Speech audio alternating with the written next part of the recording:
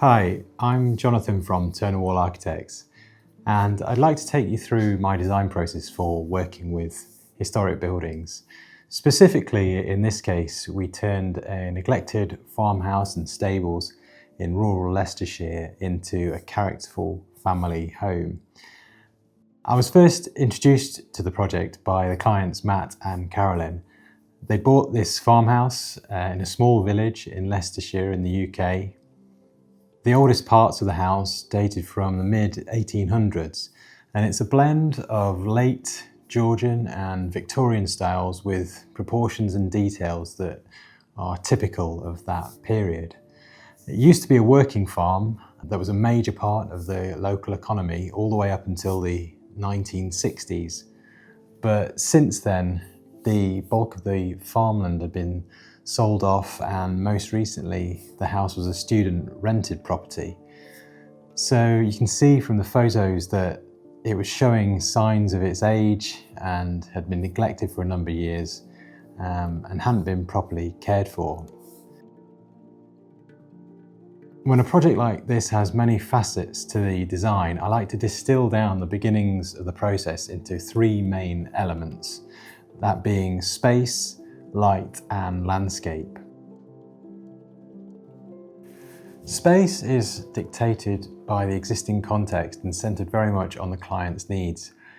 In this case, they needed a mix of spaces, both contemporary and respectful of the original character. They wanted a large, flexible living and dining space to come together as a family, as well as somewhere to welcome friends on different occasions. They also needed quiet spaces for reading and working privately from home. Then we have the light. It's abundant and a free resource to use, but it's important to consider it carefully and strike a balance between the narrative and comfort and practicalities. Here, much of the new living areas will face southwest, meaning that they will tend to get sun from around midday through to the evening. Even though the site is quite built up, there was an opportunity to bring in skylight as well as direct sunlight to try and animate and warm the space. Third on the list of considerations is the landscape. Now, this isn't just views of the garden, it's also the historic context. What materials are there on the site?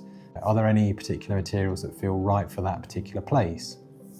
Landscape also concerns the more practical issues like achieving privacy from other dwellings in the area, or blocking out a view perhaps, or again in this case, maybe shielding the residents from a noisy road nearby.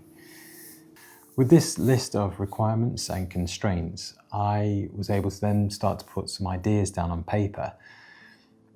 And it quickly became apparent that the key piece of this design was creating a linking section, a piece of contemporary architecture that joined the house with what were to become the newly renovated outbuildings.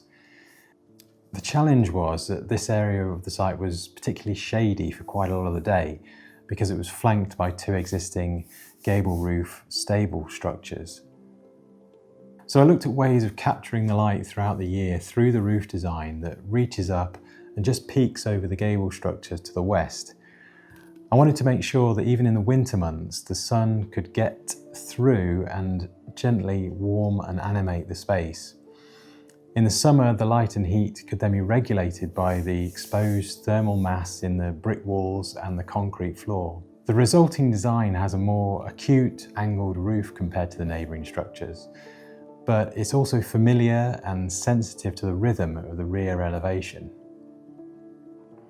Externally, the materiality is rough-cut black timber, which might be seen as a popular choice these days, but in this case, it actually felt appropriate and meaningful because there used to be a black timber-clad steel portal frame barn on the site, which was obviously integral to the farm use, and it felt right to echo that in some way.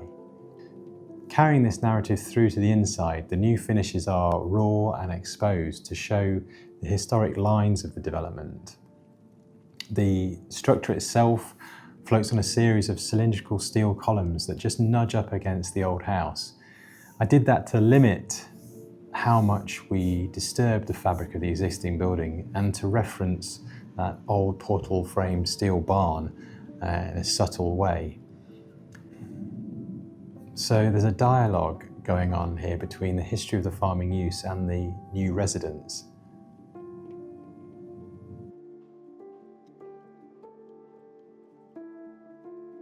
As you can see, this project had a lot of moving parts, but the clients were amazing to work with, and the project seemed daunting at first, but with an open-minded approach and a clear design strategy, the whole process became a lot simpler and in the end, really rewarding.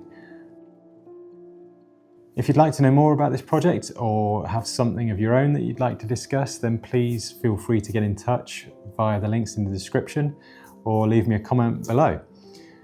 Thanks for your time, thanks for watching, and bye for now.